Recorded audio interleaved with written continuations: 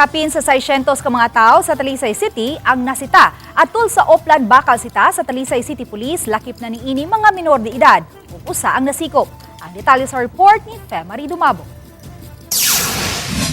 Gisugdan itong Biyernes, sa dakbayan sa Talisay ang pagpatuman sa Oplan Bakal Sita ug Oplan Galugad nga gipanguluhan sa Cebu Police Provincial Office Director Police Colonel Jovito Atanasio. O kada gabi na kinigihimo sa mga personnel sa Talisay City Police. Sud sa upat ka gabi, miabot na sa 600 ka mga tao ang nasita.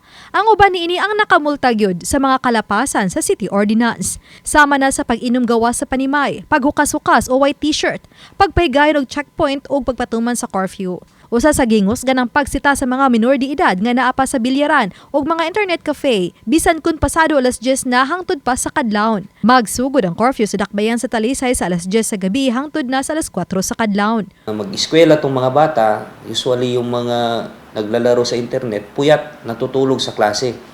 So that's why yun yung ginawa natin na stricto tayong implement yung curfew diyon sa mga internet cafe. At the same time, we will call the attention ng may-ari ng mga internet cafe. Sige lang sila gihapon mag-entertain ng mga minors, mag-coordinate ako sa barangay captains or sa licensing kwan ng LGU na to revoke ng license nila. Atol sa Oplan Bakal Sita niadtong Domingo, pasado alas 10 sa gabi, nasikop ang usa ka lalaking nagdala og dilisensyadong armas. Unang gisita ang lalaki gawas sa imnanan ug nabantayan matud kini sa kapulisan nga nagdala-dala og 38 revolver nga dunay 4 ka bala. Gipasakaan kini og kasong kalapasan sa Comelec gun ban og pagtiner og dilisensyadong armas. Just try to imagine kung hindi natin nahuli yan at lasing, baka mamaya gagamitin niya yon sa kung ano man pamamaraan para maka-injured ng ating mga kababayan.